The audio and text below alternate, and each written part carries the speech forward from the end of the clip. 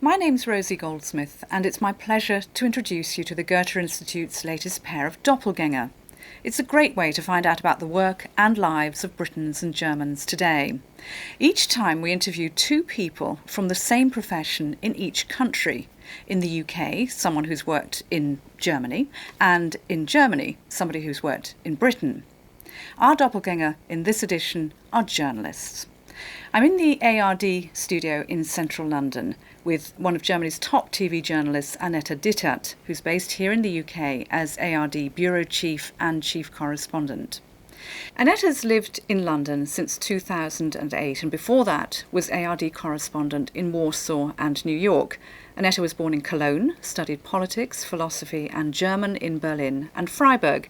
She worked in print media and began her ARD career in radio. She's received several major journalism awards and here in the UK has a large online following for her very witty, pithy political chatter on Twitter and for her video blogs about British life. Welcome, Annette Dittert. Now, you've worked all over the world. How does London compare for you personally and professionally? Especially compared to New York, where I came from when I came here, almost 7 years ago actually. It felt like a village after New York, like a big village, obviously, but also as something really cozy and European. And the biggest surprise was when I said that to my English colleagues. They said, "We're not Europe." And I had no idea. For me, it felt so much more European when I came here. And then I had to slowly discover that it was people felt everything but European here.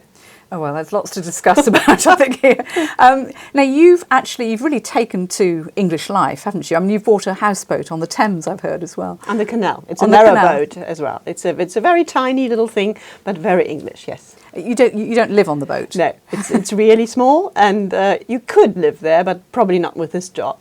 But it is a really lovely little thing that is very linked to English tradition, very linked to this something I really found particular here, this English nostalgia for the time before now, the glorious yesterday. And I did quite a lot of films on that, and it was really interesting to see, for example, all these Second World War reenactment festivals in summer where I went to, and I was surprised to find so many people being enthusiastic about playing the Nazis, which was sort of a little shock for me being German, coming there and suddenly a huge tank came towards me with a Hakenkreuz on it, and I was like, "Oopsala, this is weird." And then the British who played the Nazis said, "Oh, it's so much fun to play them.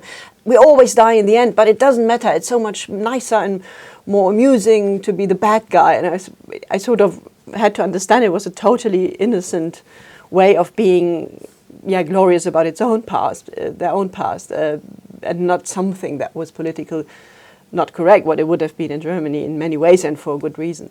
I still find that very upsetting as a journalist myself, who've worked in Germany and in Britain, that we still act like that. I mean, do you think it's ignorance? Is it just fun for us? I mean, what do you think the reason behind that is? I think it has to do with the big identity crisis Great Britain is in at the moment. That's how I see it. That was a time when there was still this community spirit, this feeling of this is Great Britain, this feeling of, yes, we have something in common. Now you have an immigration that is uncompared to immigration on the continent. You have different religions. We're in a post-Christian country. Rowan Williams just acknowledged or said it's losing its clear identity, this country, and I think that's why this nostalgia is such a strong streak. What have been the top stories for you since you've been here? I mean, I've been doing so many stories. It's really difficult to say which one was the most interesting. But I mean, Europe and the whole way it's seen differently here from how it's seen in Germany certainly has been a very interesting story. And trying to understand where this anti-European instinct almost comes from and what it is really about is something that I'm still working on, and that is and remains a fascinating topic, especially as almost nobody really understands on the continent why that is so strong here. I think it has a lot to do, this is very simple and it's a cliche, with being an island and with always looking rather towards the West, towards America, than towards the East. And I think that has a lot to do with it. And it also has to do with the media, who are very focused on this nation, who are not doing lots of international news, and especially not very much European continental news. Do you think that's one of the problems, that we in the media in the UK don't cover international issues, European issues enough? Yes, I do think so. I think it's something I was very surprised when I came. As surprised as to find this country telling me we're not Europeans, I was really surprised to see how little international news is happening here, and especially how little stories on Europe is happening. It has changed a little bit during the last years, especially due to the Euro crisis and the crisis and all what is happening over in Europe. How do you think we in Britain now see you, the Germans? That's interesting, because when I came 7 years ago, I pretty much found the old cliches and stereotypes, Nazi jokes and all these kind of things, and that has totally changed. It's really something I found very surprising, that I don't know when it started, 2-3 years ago, suddenly this kind of Feindbild disappeared, more or less.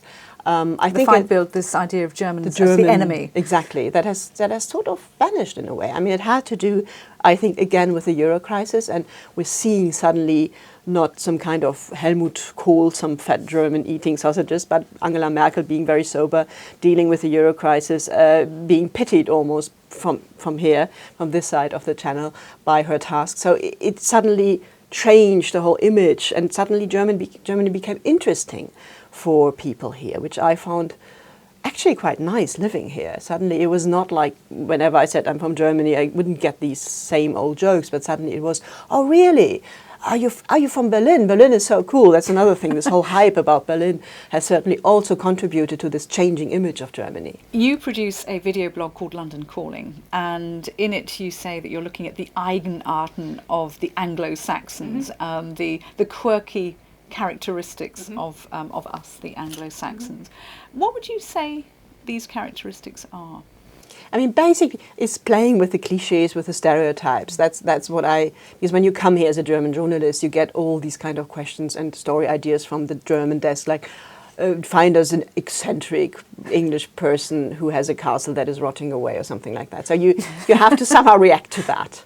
And what you find out when you deal with these things is there's always a little grain of truth in there, of course. I mean, compared to continental Europeans, or especially to Germans, people here are more anarchic, and there is a streak of eccentricism there that is interesting and sweet and very daring. I really, really like living here, and I love this way of everybody can do what he or she wants, and there's not this kind of this kind of pressure that everybody has to be the same, or this kind of uniformity you can find in Germany, and I very much enjoy that. Now, most of my German journalist colleagues are not interested really in social media and Twitter and Facebook and online videos as you are. And I really like the way that you've approached it. I mean, you have a really fresh approach. Is this you as an individual, or has somebody told you at ARD to do this, or...? No, it's more me. I mean, I came from New York, so I was sort of familiar with this rather Anglo-American approach to social media that's much more active, actually. In Germany, social media haven't yet sort of that same importance like here, which also has to do probably with the language, because, I mean, if you write and read in Twitter or Facebook in English, you have a much bigger world you live in, and whereas in Germany, you just deal with the German crowd who does it, which is less interesting. Then, of course, also because Facebook has a different standing there. I mean, the Germans are much more wary about data and data protection and all these things, and so they are a bit less enthusiastic about the possibilities, which is a shame. How would you describe the difference between UK and German media, from your point of view? You have a completely different landscape regarding the tabloids and the newspapers. That's a completely different story, and was quite surprising when I came as well, because I suddenly thought, oh, so many papers compared to Germany. But then I also thought it's a lot of paper, but it's all very tabloid as well. I mean, there is very few newspapers I really do read from the beginning to the end, like The Guardian, who still does really interesting stories and does put research into stories, whereas especially the tabloid press landscape is very aggressive. It's sometimes very good as well, but it's also a lot of stories that nobody really needs, I sometimes think. Can you just tell us briefly the differences in the structure of journalism and media in Germany? I mean, we have a system, ARD and ZDF, which is Channel 2, which is in principle very similar to the BBC. With one difference, which is the whole setup is much more complicated, as after the war, the English, the Americans and the French decided that Germany should never again have a national broadcasting system that is just one channel and can be so easily used for propaganda. So what they did after the war was to split up the national broadcasting system into a federal system that's very complicated. Every Bundesland has its own channel and they all together contribute to Channel 1, which is completely the other way around from the BBC, and which was, I think, politically a very good idea after the Second World War, and there were very good reasons for doing it that way. Nowadays, so many years later, it is mostly a very complicated and very costly system, and I'm not sure how long this will survive. The UK media have been going through a very difficult time as far as regulation goes, and there's a lot of discussion about transparency and accountability and trust in the media. You yourself have been on several panel discussions here in the UK about these journalism issues. How would you assess the health of UK media today? I think they're very healthy in many ways, because there's a lot of competition. That is always sort of, an important sort of first step to keep something healthy. What I found very, very scary was the way The Guardian was treated by the government when they broke the Snowden story. Having a prime minister who was openly threatening a newspaper of, stopping them from reporting in case they wouldn't listen to him was something I found deeply undemocratic and very, very disconcerting. And it was a story I did as such in Germany. And it was seen in Germany as well as something very strange. And I mean, he didn't go anywhere near that in the end. But I found the whole way The Guardian was pressured during that period of time, very, very, very scary almost. There's been massive examination of UK press regulation, also through the Leveson inquiry. What do you think it's going to happen? What's it going to lead to in the future? I think nothing, to be honest. I think in the best of all worlds, the tabloid press will be a bit more careful about what they're doing. And it has, of course, changed a little bit what Murdoch is doing in this country. But on the whole, I think there will be, it won't change much, I'm afraid. And on the other hand, it's a big discussion as well whether it would be a good idea to have a press regulation through a royal charter or through the government in any way. I think self-regulation is the better option. But then again, you would have to discuss how to do that. And at the moment, from what I'm seeing, I don't have the feeling that there will be some kind of real deep change, because nobody can agree on nothing really. You spoke right at the beginning about your shock about Britain saying to you when you arrived that they didn't feel part of Europe.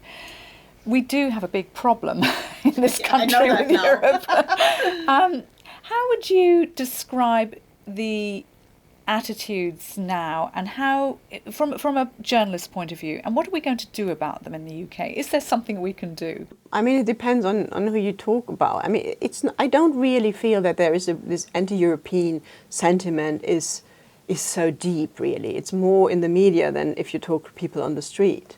I mean, it's being exploited by UKIP at the moment, and it's sort of useful sometimes, but I don't really think that if you ever would have a proper discussion with British people in general, that this would be such a strong attitude as it is being sort of played out by the media and by the Tories, by the Conservative Party as well. I think what Cameron is doing at the moment, what Cameron is doing with sort of announcing this referendum in the distant future is more or less just prolonging the debate and making it worse, because there's nothing, people don't know where this will end, and it sort of keeps this debate on, although I don't find the normal person on the street so interested in this whole issue.